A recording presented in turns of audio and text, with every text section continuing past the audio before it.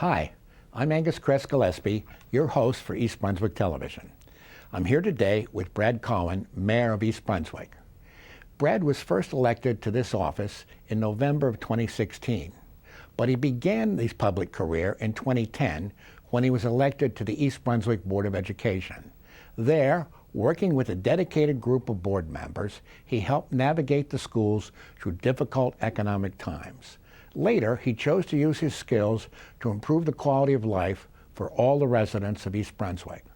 The campaign of 2016 focused on property taxes and the abandonment of the Route 18 commercial corridor. It's my pleasure to welcome him to our studio today.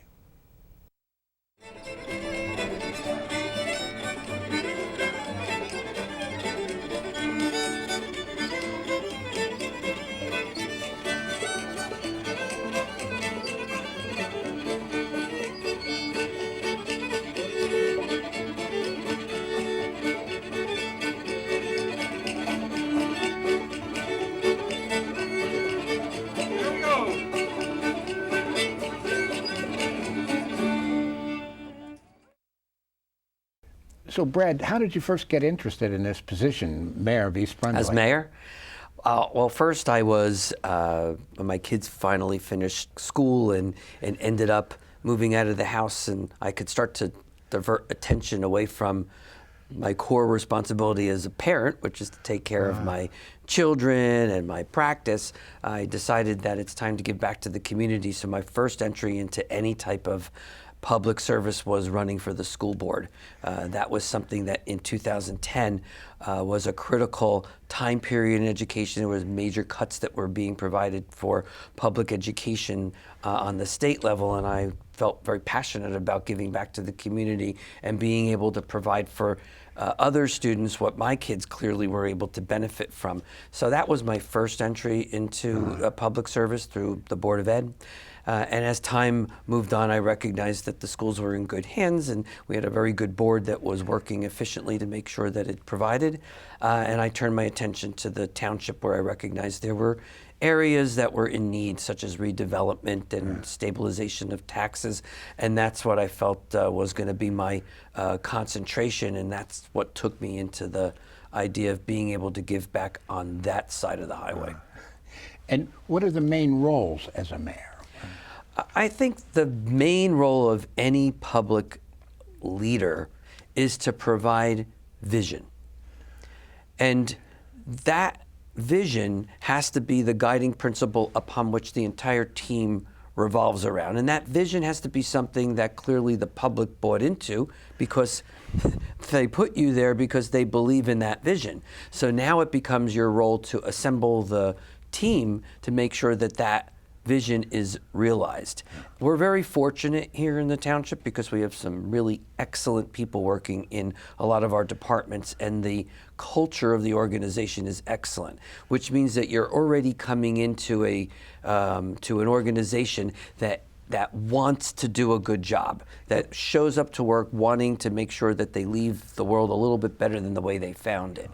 So the morale is good. That's critical. Yeah. And I learned in business school a long time ago that if you don't have that, the only way to get that is to bring in an inspirational leader or to get rid of people and start over. I didn't have to do that, and I'm very fortunate. What are the qualities a mayor has to be effective? Well, I actually wrote an article a couple of years ago, went into the Newark Star Ledger, was picked up by a couple of papers, about why I actually felt that being a physician gave me a lot of the skills that I thought were going to be very important in being an effective public servant. Interesting. Obviously, in order to be selected to get to medical school, you have to have demonstrated to people that you actually want to make people's lives better and to use whatever skills you have to accomplish that. I think that as a physician, we are trained to handle emergent situations and not get flustered and be able to fall apart. That's a skill you absolutely need in public service.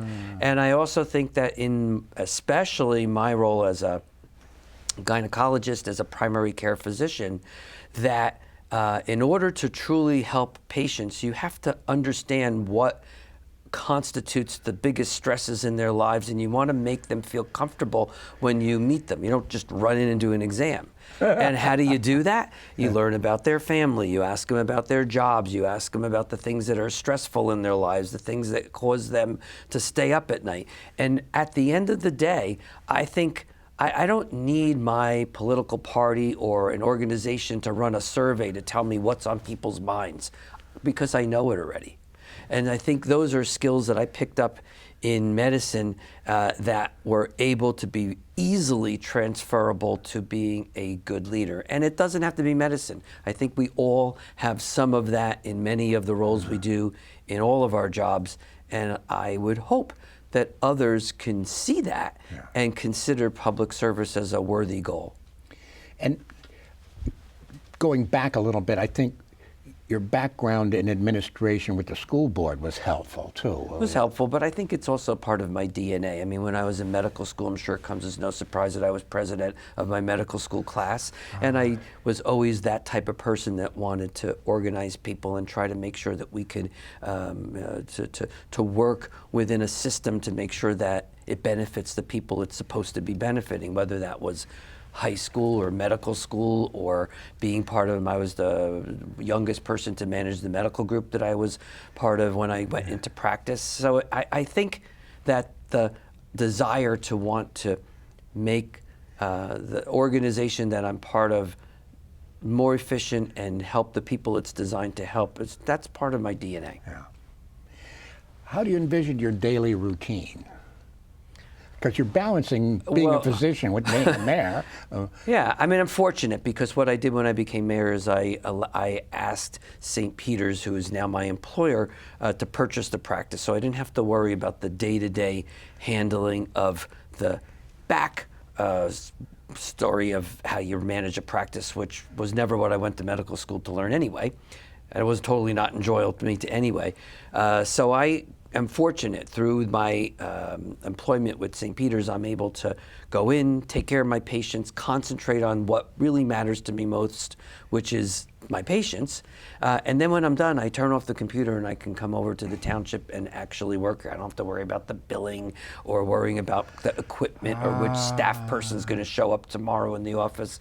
That's all them. And that's a big relief. So it is one of the things that has allowed me to balance both. And again, like I said before, we have a extraordinarily talented staff here at the township. So it's really managing a team that already knows how to work well together. I have a brother who's a physician, and he complains about the Yeah, I know. I'm telling you, in a couple of years, you're going to see nobody in private practice anymore. I think most people are moving in that direction because the burden of running a practice is almost more than the practice itself. And we didn't go to medical school to worry about arguing with some insurance company. Exactly. Exactly. Yeah. So what is the strategy that you use in this position? The mindset. The mindset, I think, is that you don't need to run everything yourself. You have to make sure that it's well run.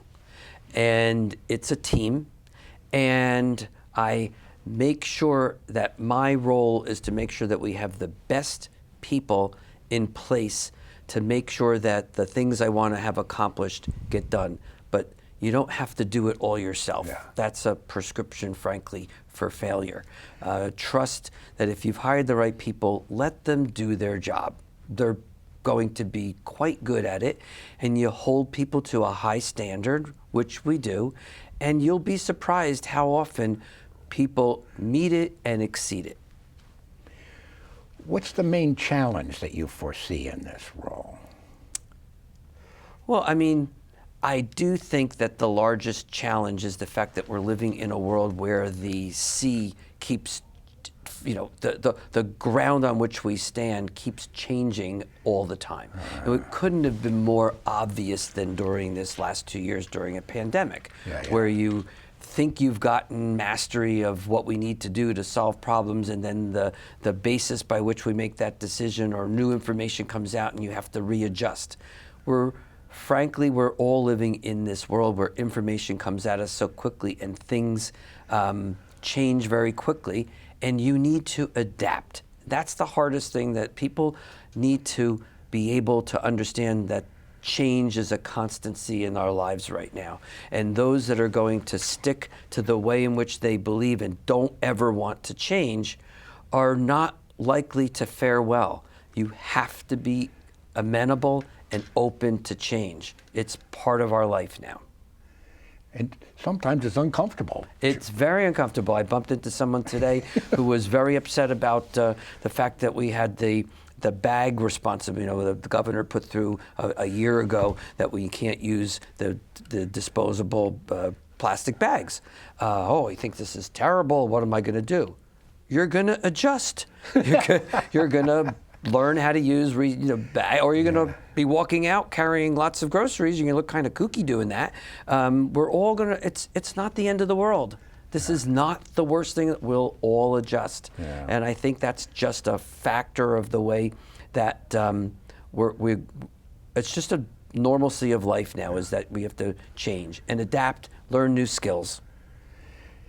And how do you stay motivated in this role? I'm motivated mostly because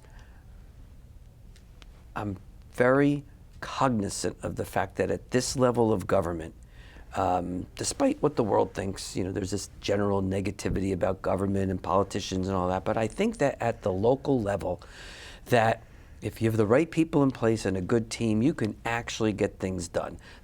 The wheels of government, as you get further above local level, slow down, and the inertia to slow down and to not get things done efficiently is greater, because there's just so many things that make it difficult to get anything done. But that's really not the case at local level. I think what motivates me is that it's my surgeon mentality. I like getting things done. I don't want to look at your tumor for the next 6 years. I want to fix it. And I think at local level of government, you actually have a much better chance of getting things done efficiently and quickly. And as you move up, it's just part of the nature. It just slows down. So local government is more nimble. I think so. Yeah. I think so. And what ends up happening is you could use your local colleagues, mayors and council members from other towns, as guideposts. If somebody's doing something great in another town, isn't you can copy it. You can copy it. It's not plagiarism. No. And if we're doing something great, I have no problem sharing it with another town. It just makes things better for everybody. You mentioned before that your background as a physician gave you empathy with your patients, which sort of carries over as mayor. Is there another strength that you have that works well? Well, I think part of that came from the business school, because when I was running the medical practice years ago, I recognized that one of the things that physicians lack is actually training in business. And as medicine was moving more and more towards a managed care basis, you really had to have a knowledge of that. How did you take off time from medicine to study business? I sat on labor and delivery with my economic books, and I was just, instead of eating and getting fat, which was very easy to do because you're waiting for people in labor, all you have is cakes and cookies. So I actually read my accounting and finance and organizational management books and was able to get it done. But I think that that's given me a very strategic organization, efficiency type of mentality. So between that and medicine, I think it's a great marriage in terms of the skills you need to be able to get the things you say you want to do done. And going ahead, what's your inspiration for this role? I think that I live by a code, and it's a code that's very common among Jewish people. The term is tikkun olam, and that translates into repair the world. That our role in life should be to provide to the next generation a world that's infinitely better than the way you found it. And if every generation does that, the world just keeps getting better and better, and that's what gives me hope for the future. So religion provides a bit of guidance. Yes. Yeah. And going ahead with that, who's your role model in this, if anyone? People have asked me, because I'm kind of a presidential history buff, so I really actually enjoy, and I told you before, I really enjoy history. If I look back at the 3 presidents that I would model the leadership skills, would be Lincoln and the 2 Roosevelts, for many different reasons, because they clearly had to deal with different issues, but they did them in a way that unified the country and provided changes that lasted for decades afterwards, still to this day for that matter. But not Grover Cleveland, even though he is a New Jersey guy, but the only non-consecutive president, right? Very good. How do you keep your subordinates in the township informed on work issues? I just don't think there's a substitute for person-to-person interaction. It's not something that you leave to other people to do for you. It's not something that Zoom or Teams is going to replace. I think you need to be interacting with people regularly and showing an interest in the work that they're doing. And I think that gives the motivation that the guy who's at the top really cares, or woman. It's a leadership skill. But it's critical to me that we are a team. No one person is any more important than anybody else. And you're trying to deal with education and roads and health. There's a lot of things on your plate. There are, but there's a lot of overlap between them. And as an example, redevelopment work that we're looking to do on the Route 18 corridor and try to redevelop that into something that fits with the way in which people live and work today in the 21st century. But if you do that, then it's going to increase the revenues to the township, which allows us then to stabilize taxes. So that kind of hits another area. And people then say, well, I want new businesses coming into town. But if you renovate the area and develop it in a way that provides better opportunities for higher level merchants to move in, then you help with that. So I think that there's a lot of overlap with the areas that we're talking about, and it's not, if you fix one, you will actually help fix the others. In talking about redevelopment, I'd like to zero in on one place in particular. Sure.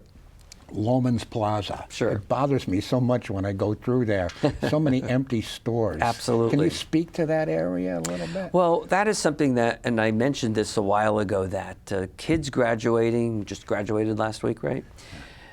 Think about it. Not one of those kids ever saw that area that you talked about as a viable retail card. All they've seen it as a ghost town. Empty. Empty. That's almost 2 decades. That's terrible. So one of the goals, again, from the outset of running for mayor was to help turn that around. And of course, I've learned in the process a lot of things. One, that land use law is overwhelmingly designed to support land ownership. It dates back to the times of the American Revolution and the founding of this country, which was done by our forefathers who were all landowners. So it is overwhelmingly written to support land ownership. So when the state comes in, or the town, or to try to change that, you are facing an uphill battle because the laws are written to protect the people that own that property. You can't just condemn You it. cannot just go in. Well, I mean, you have to follow certain conditions. The process is very prescribed, and you need to follow it to the letter of the law. And you miss one thing, you got to start all over again, or you may lose the case. So you have to be extraordinarily careful, which is very difficult for me as a surgeon, because I see that and want it just fixed. I keep joking, I wish I could just give the coordinates to Putin. He'd have that out in 5 seconds. But but the reality is we have to follow the law. And but the good news is that despite the slowdown with the pandemic and the fact that courts weren't hearing a lot of these cases, we actually prevailed, and the developer who's going to be developing these properties literally just picked up the Gap and the Wiz property, and Office Max is going to close the end of this month. So that whole area, which is completely dark at this point, will be the first area for redevelopment, and that is going to be demolished probably within the next couple of weeks. And plans for the new development that's going to go there, which is going to be beautiful. It's going to be something that's a Russo product. Ed Russo's one of the finer developers in the state. That will probably be on the planning board this summer, and we expect the start of that project sometime either by the end of the year or beginning of next year, and it'll be done in phases, working its way through to the Lowmans complex. So that whole area is going to be beautiful when it's done. But the hurdles that we had to overcome just to get started is all prescribed by law. And despite everyone's attempt, despite the surgeon wanting to cut the tumor out, I can't do it any faster than the law allows. In your life, looking back, what's your greatest achievement outside the mayorship? My kids. Well put. I think any parent would say that. I think that that's what I'm the most proud of. What are they doing? My daughter actually lives in East Brunswick and works for the county in the area of economic development, so very much some of the things we're talking about, she actually helps to do on a county level. My son, up until last Friday, worked for the New York Yankees and loved the job, but he's actually in the process of opening up his own business, and it's a dessert restaurant that he's going to be opening up. His background is in hospitality. He has a degree from Johnson & Wales.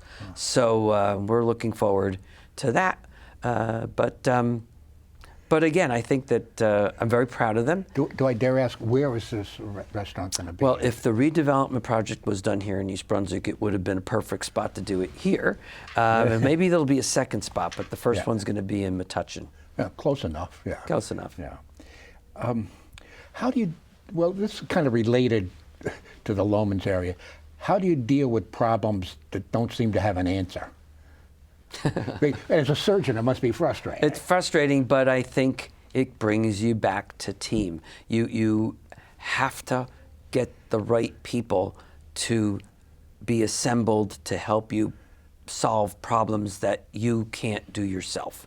You could be the biggest cheerleader, but you have to get the right people and not be afraid to pay what you need to for the professional advice, because it's well worth it in the end. Mistakes, I've learned, are very costly.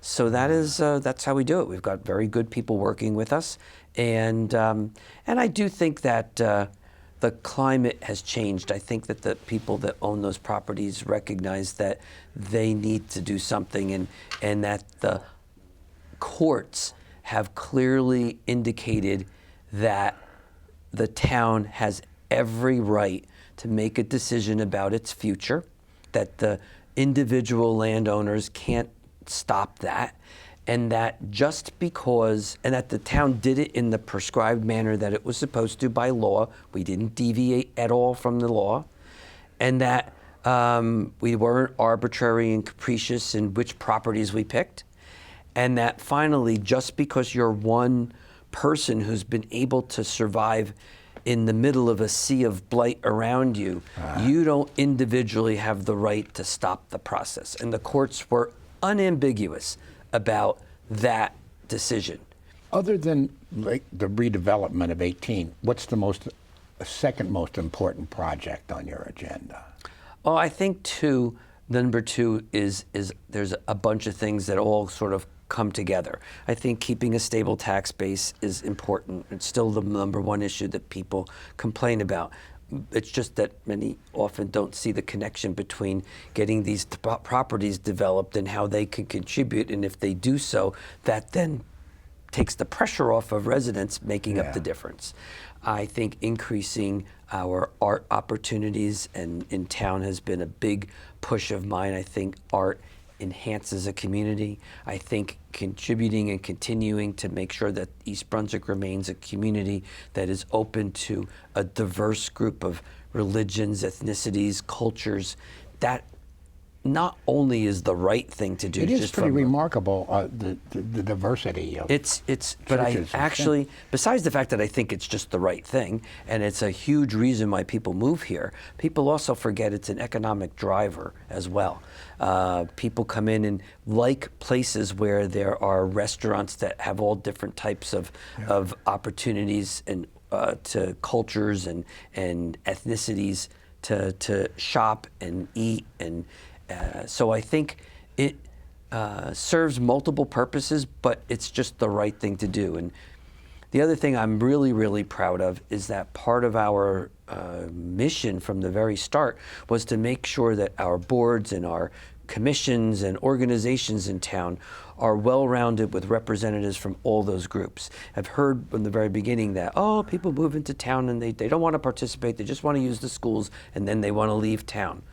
I have to tell you, I knock on doors all the time. There are many, many, many people who live in this town whose kids have long left the school system and they're still here. So that is not true. And I also believe that if you ask people to participate, it's more incumbent upon those that are in office to reach out and bring people in. Sometimes you're just so accustomed to being within your group, there's a level of security within your own group. But if you're asked to come in and participate, you will. And I think that has paid dividends for us because it has made the town more inclusive, and we hear opinions from people from all different groups in the township, and it helps us provide more opportunities because I don't have the answers to every question. Yeah. And finally, in the job as mayor, you get a lot of criticism. Right. How do you deal with it? Got to be Teflon. Didn't they say that about Bill Clinton? They called him Teflon, Yeah. right? You just have to, you don't go into this job expecting that everyone's going to love you and that everybody's going to have only good things to say about you. So if you didn't expect that, well, then you're kind of a fool. So you just have to learn to be able to take a punch or to duck sometimes. And there's just a portion of people that love to complain. They all manage to find places such as Facebook and social media, great places to place their complaints because they don't have to face me and say it. But the truth of the matter is I think most people in town are generally fairly happy. And if there is a valid criticism or somebody has a great idea, I've never said that I have cornered the market on every good idea, but there's a reasonable way of offering a suggestion without sounding negative. Yeah. And I just think we often hear these echo chambers of the people who are unhappy and unsatisfied, and they just talk loud, but I don't think they represent the majority. So, Brad, I want to thank you for taking time out with your busy schedule and sharing us your thoughts about mayor in East Brunswick. Thank you very much. Thank you. Appreciate it.